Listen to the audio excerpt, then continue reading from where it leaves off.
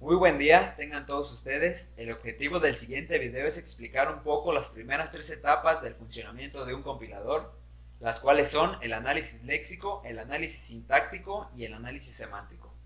Para la materia de lenguajes y autómatas 2 del Instituto Tecnológico Superior del Sur de Guanajuato. Como primera etapa o fase del funcionamiento de un compilador, tenemos el análisis léxico, el cual como concepto general tenemos que es el que se encarga de buscar los componentes léxicos o palabras que componen el programa fuente, según unas reglas o patrones. Esta etapa verifica que la entrada del componente léxico cumpla con los estándares que fueron establecidos para el lenguaje. De no cumplir con los estándares, el compilador no identificará la cadena de entrada de manera que no está dentro de las palabras que el lenguaje puede entender. A continuación vamos a ver un poquito el funcionamiento general del análisis léxico y la interacción que tiene con su siguiente etapa. Como primer punto tenemos un programa fuente, el cual envía la primera cadena al analizador léxico. El analizador léxico, como primera función que hace, es verificar que tal cadena que ingresó exista dentro de toda la clasificación de símbolos que son permitidos para el compilador. De ser así y tal cadena es válida para el compilador, el analizador léxico lo que hace es generar un componente llamado componente léxico, el cual es enviado a su siguiente etapa, el analizador sintáctico. De tal manera genera un bucle entre ambas etapas. Como ejemplo práctico, para lograr entender un poco el funcionamiento general del análisis léxico, supongamos que el idioma español y el idioma chino son dos compiladores de manera individual. Si nosotros queremos ingresar una palabra en chino al compilador del español o en el idioma español, el compilador automáticamente no logrará reconocer tal cadena debido a que no pertenece al lenguaje que el compilador pueda reconocer. Si podríamos decir de una manera un poco vaga, las palabras en español para el idioma español y las palabras en chino para el idioma chino. Otras funciones del análisis léxico tenemos que son eliminar los comentarios del programa, eliminar los espacios en blanco, tabulaciones, en general todo aquello que carezca de significado según la sintaxis del lenguaje, reconocer los identificadores de usuario, números, palabras reservadas del lenguaje y tratarlos correctamente con respecto a su tabla de símbolos.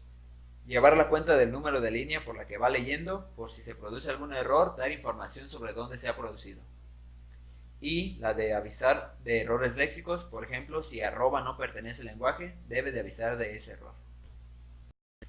Continuando con las fases del compilador está el análisis sintáctico. La sintaxis es la que nos enseña a ordenar correctamente las palabras para formar con ellas frases y oraciones que sean útiles para comunicarse. Enfocándolo al ámbito de la programación, el analizador sintáctico se centra en que la línea de código cumpla con la estructura de lo que se desea realizar. Si es incompleta, no realizará la función deseada. Un ejemplo de esto es en estas dos imágenes. En la imagen de la izquierda se muestra un fragmento de código el cual contiene la declaración de un método que retorna un entero, pero para ello se muestra un error el cual nos indica que falta un return. Como ya sabemos la estructura de un método que retorna un valor, a su última línea de código debe de ser el return del tipo de dato que desea retornar, ya que si eso no lo cumple nos marcará un error como de la izquierda. Y obviamente para la corrección de este tipo de errores está lo que viene siendo a la agregación del método return, retornando algún valor o que sea durante el proceso o que sea un valor establecido. Bueno, ahora continuamos con la siguiente etapa, que es el análisis semántico. Bueno, el análisis semántico se encarga de que los tipos que intervienen en las expresiones sean compatibles o que los parámetros reales de una función sean coherentes con los parámetros formales. El análisis semántico es la etapa donde se empieza a analizar que lo que se está realizando tenga lógica o sentido. Eh, Algunas funciones principales del análisis semántico son identificar cada tipo de instrucción y sus componentes, complementar la tabla de símbolos y realizar distintas comprobaciones y validaciones. Eh, Algunas de esas validaciones son la comprobación de tipos, comprobación de flujo de control, también la comprobación de unidad, la comprobación de emparejamiento. El análisis semántico finaliza la fase de análisis de compilador y comienza la fase de síntesis, en la cual se comienza a generar el código objeto.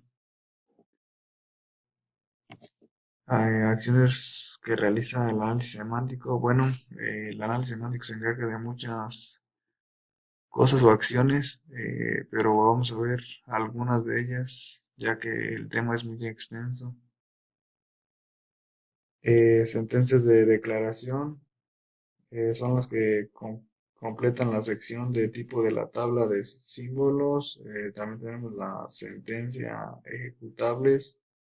Son las que realizan comprobaciones de tipo entre los operadores implicados, funciones y procedimientos, comprobar el número, el orden y tipo de los parámetros actuales en cada llamada o una función o procedimiento. También tenemos el identificador de variables. Este se encarga de comprobar si un identificador ha sido declarado antes de utilizarse.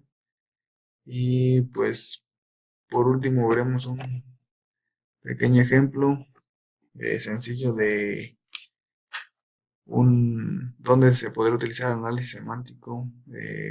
Como vimos hace un momento, el análisis semántico se encarga más que nada de identificar que haya coherencia entre lo que se está tratando de realizar, como por ejemplo, aquí en este caso tenemos un telescopio que quiere ser guardado en una caja de moños.